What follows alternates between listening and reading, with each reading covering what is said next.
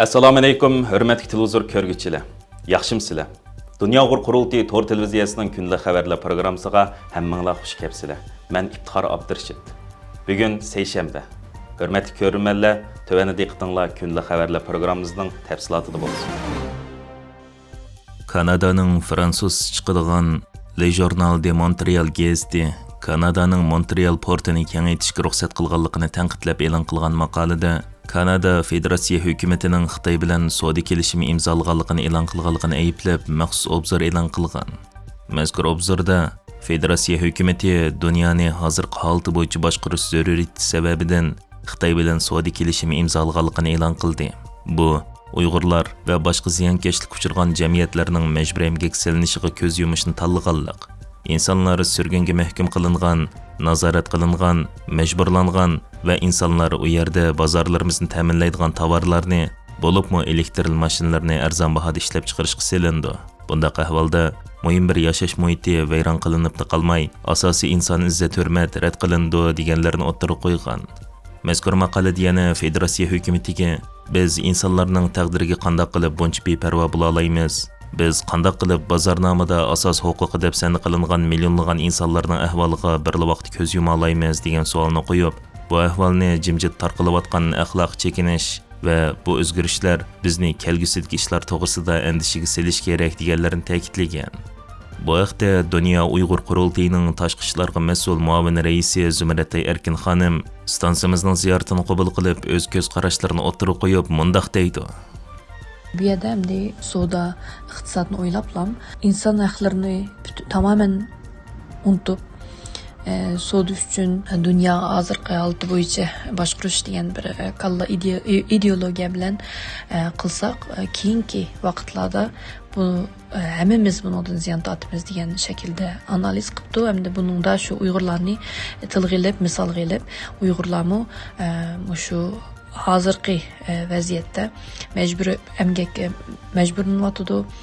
Bo'libmi shu Kanada Xitoy yaqinda elektrik mashinalarni Kanadaga yilda 49 ming elektrik mashina kirishga qo'l qo'ydi va mush sharoitda bu mashinalarning hammasi Uyg'ur majbur emgak bilan yasalgan mashinalar bo'ldi.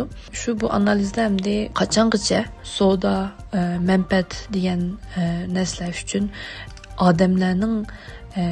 odamlarni bedel to'lgizimiz degan shaklda yozilibdi. Bizning qizil sizimiz nagicha bo'ladi. Biz davomli mushundaq foydalimiz, iqtisodimizni yaxshiltimiz degan kallada qilsak, bu yerda Uyg'urlar ko'rgan kunni kelajakda bizmi ko'rishimiz mumkin degan shaklda analiz qilibdi.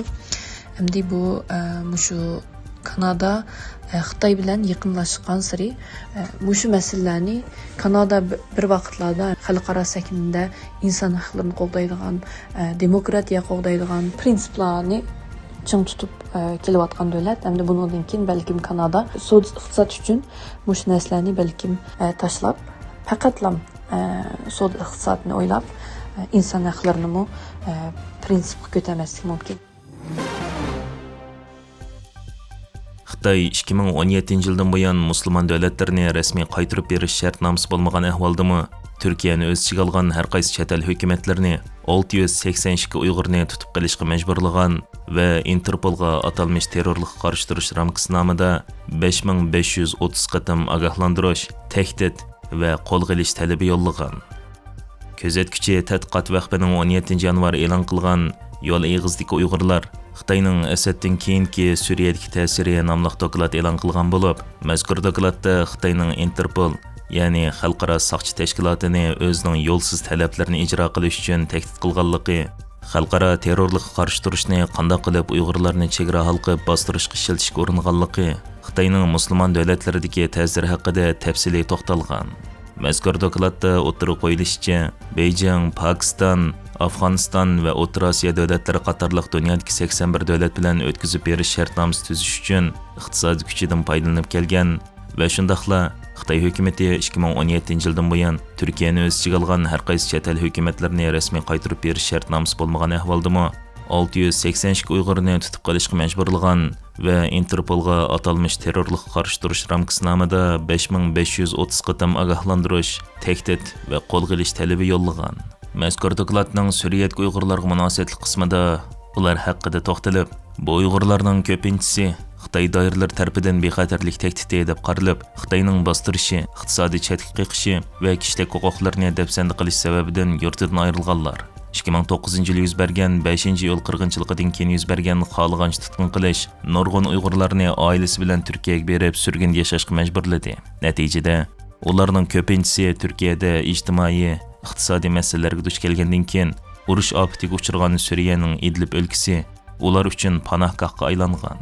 Al-Shara hukumati Suriyadagi Uyg'urlarni Suriyaning to'qinishdan keyingi bexatarlik sistemasiga kirgizib, ularning harbiy qimmati va cho'nqir ijtimoiy asosini e'tirof qilgan va yangi Suriya hukumati bu Uyg'urlarni Suriya davlat mudofaa ministrligiga qo'shib, asosliqi Uyg'ur jangchilaridan tarkib topgan 84-divizion qurgan.